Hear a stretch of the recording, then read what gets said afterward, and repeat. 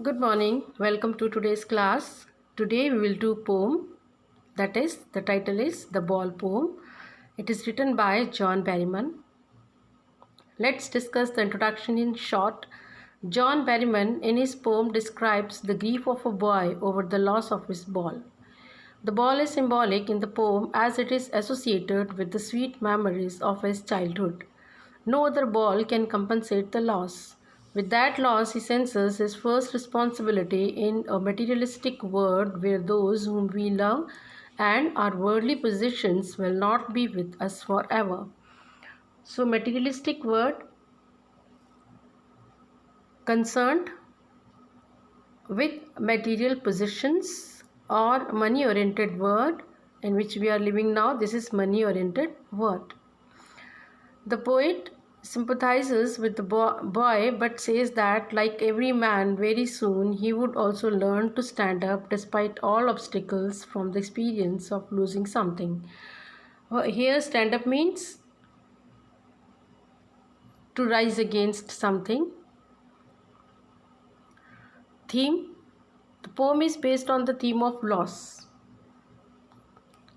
The ball is a metaphor for everything that we think is irreplaceable in our lives. It is obvious that anything that is irreplaceable is very variable to us.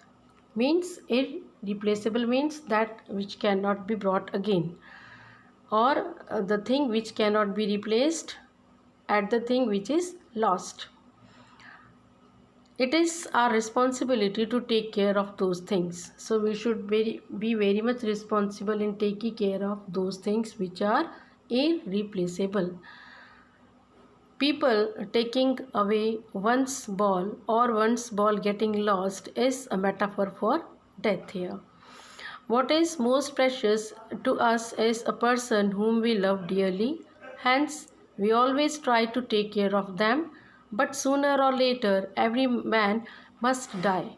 For man is a mortal creature. A mortal means subject to death.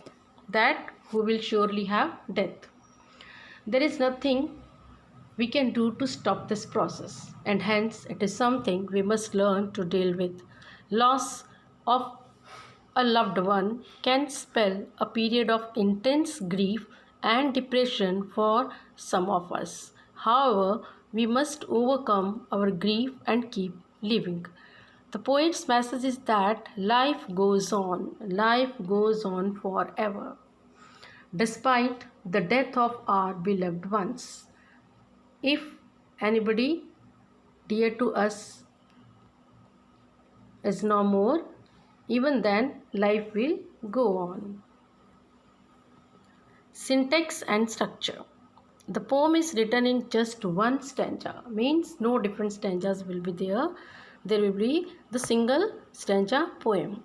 It has 18 lines which describe a little boy who for the first time in his young life is learning what it is like to experience grief at the loss of a much beloved possession, that is his ball. What is beloved possession? Means the beloved thing which is under his possession, the thing of which he was the owner, that is, here it is his ball. Now the first line: what is the boy now who has lost his ball? What is he to do? I saw it go, merrily bouncing down the street, and then merrily over there it is in water. See here, exclamatory sign. It means it is very excited scene. That is the loss of ball. What is the boy now? Means what is the condition of the boy? How is he feeling? That who has lost his ball. What is he to do? The poet is asking question to the reader. What will be the boy do now? I saw it go. Poet is saying that he has seen it is here for ball going merrily, happily, bouncing, jumping down the street, and then happily the ball enters the water area. Now let's see the paraphrase. The poet is standing near the harbor. So what is harbor here? Harbor is a place near the coast or on the coast where the ships get shelter. When he sees that the young boy's ball is rolling away from him, it bounces happily on its way and finally falls into the water. It is here for ball.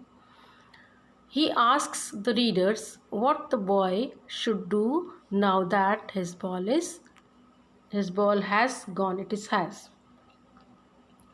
So here merrily bouncing, figure of speech is personification. The ball is jumping happily and then the ball enters water body. So here jumping can be done by person. So it is here personified. And what is the rhyme scheme here? It is A, B, C, T. Next line is no use to say, oh, there are other balls. An ultimate shaking grief fixes the boy as he stands rigid, trembling, staring down all his young days into the harbor where his ball went. So poet is saying that there is no use of advising the boy that, oh, there are so many balls. You can purchase other balls also. If one is lost, you can purchase another ball. So there is no use to advise this to the boy. An ultimate shaking grief fixes the boy. So the boy is fixes means overpowered. Ultimate means final, grief, sorrow. Rigid means hard here, rigid hard. And trembling means shaking. So ultimately the boy is overpowered by the grief. Because of grief he was in rigid condition. Rigid means here in very hard, when he was not moving or when he was not able to think anything else. His whole body was trembling and internally this was happening, trembling, but actually he was not moving. He was staring at the place where the ball has gone.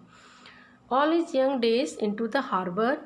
Now all his young days went into the harbor with the ball where the ball entered, where his ball went. So all his young days, happy days also lost with the loss of ball. Now see the paraphrase. The poet thinks of consoling the boy by telling him that there will be other balls just like that one and that he will get one sooner or later. But he knows that such false consolation will not make the boy feel any better. Now who knows this? Poet knows that any advice or consolation will not make the boy feel better. He notices that the boy is grief stricken, means completely overpowered by grief, and his body is trembling with the pain of loss. Why body is trembling? Because he was having the pain. It is trembling due to pain. As he watches the ball go into the harbor and down in the water, he feels as if his childhood has also slipped away from him. So he is here, that small boy. Now the figure of speech is here alliteration. As stand, as staring, and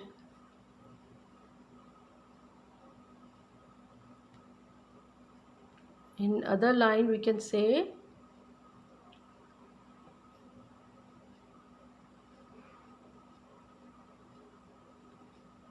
O and other. Next line, I would not intrude on him. A dime, another ball is worthless. Now he senses first responsibility in a word of positions. So the poet is saying that he was not going to interrupt the boy. The boy is standing near water body. He was looking at the water surface where the ball enters, and the poet is standing nearby him. He was watching everything. Now the poet is saying that he would not like to interrupt the boy who was thinking about the ball, about his past memories. Actually, the poet wants to say that dime is a very smallest unit of money. A dime is worthless. So, worthless means useless. A dime is useless to buy the another ball. For this small boy, it is useless to advise, it is useless to bring the another ball which will having the cost of a dime. Now he senses first responsibility. Why it's useless? Because the external thing, that is money, is not going to bring the internal changes in the boy. So what is internal change? He is sensing his first responsibility in this word which is full of possessions. Now see the paraphrase. Although torn between dilemma, what is dilemma here? Dilemma means a situation in which difficult choices has to be made. The poet feels that it would be wrong to go up to the boy and intrude on his solitude. Solitude, loneliness. To give him money to purchase another ball will not hold any value for him. The poet feels that the little boy is undergoing transformation, means changes. When he is coming to the realization of responsibility. In this world of possessions, all things are temporary and their loss is natural. Temporary means they are not here in the world for forever. So everything will have a period of time, and after that all things will come to an end. The boy has begun to understand that bearing the loss without much fret. So what is fret here? It is to be anxious, or a regret is also one's responsibility. People will take balls will be lost always, little boy, and no one buys a ball back. Money is external. So here the poet wants to say that people buy, every time they buy different balls, and balls are always to be lost. Little boy, so you should not feel very much worried here. And no one buys a ball back. That ball which is lost cannot be brought by anyone else. And money is external. Money is external means money is not here capable, or money cannot bring the internal changes. Money cannot bring the peace of mind of the boy. Money cannot bring the satisfaction of mind related to ball. So money is external. The poet says that material things like a ball are temporary. Things like money don't stay with one forever. They keep moving from one person to the other. One particular thing in your possession, this is possession, today might be in some others' ownership tomorrow. Now whatever thing you are having today, that can be under anybody else. You are the owner of one thing, that is money, ball, and next day maybe any other person can be the owner of that thing. So you can say that the things in this word, things pass on from one person to another. Here the ball is a symbol for all of one's possessions, and the poet is saying that we will certainly lose them one day and that they can't be easily replaced. He is learning well behind his desperate eyes the epistemology of loss, how to stand up, knowing what every man must one day know, and most know many days how to stand up. So these are the last lines of poem. He is learning well behind his desperate eyes. Desperate, hopeless. So behind his hopeless eyes. Why eyes are hopeless? Because he was having no hope of getting back the ball. So behind those desperate eyes, surely he is learning. What is he learning? He is learning the knowledge, the science of knowledge. The science of knowledge means the knowledge of loss. What is loss? How should be it tolerated? This he is learning. So what is epistemology? It is a science of knowledge. How to stand up means how to come out of that particular area of grief, area of tension or worry, how to come out of, how to rise up from this situation. Knowing what every man must one day know, and most know many days, how to stand. So the poet says that although there is too much sadness in the boy's eyes, but he is learning an important lesson that losses are part of life. He is also learning a lesson that we should not bend or break at such losses. Rather, we should accept them and move on in our life. The message given by the poet wishes to convey that loss is a fact of life. The sooner man learns to tolerate it, the better it is. When we lose something for the first time, we feel very sad, but later we learn to live with our loss. In this poem, the boy loses his ball. He is very sad. The poet can buy him another ball, but he does not want to do so. He wants that the boy must learn the bitter truth of life, that everyone has to suffer the loss of something dear. So, glossary, this is given to you. You can read it and you can read the poem again. Now, let's discuss poetic devices. Alliteration we discussed, and personification is given in this line, merrily bouncing down the street. Repetition is given, what is he to do, in this line, and also repetition is given in the repetition of the word no is also given. So let's discuss the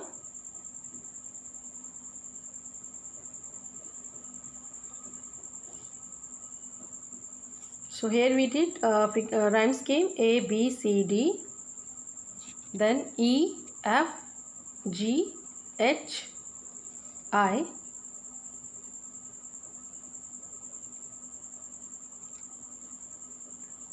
J K L M N O P Q R S T. Okay, so this is having no rhyme scheme and it is free of rhyme, free of rhyme scheme. See here, this is repetition, no and no. Figure of speech is repetition. Also we can say that we will be having here alliteration.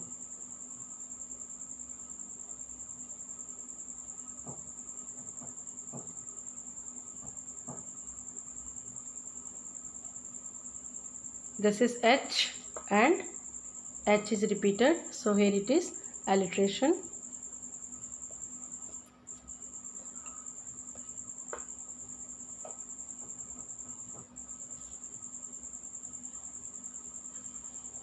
This is repetition of what.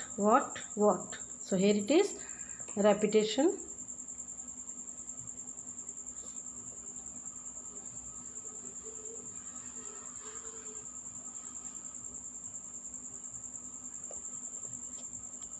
Okay, this is the end of the poem. Thank you for watching video. Stay at home and stay healthy.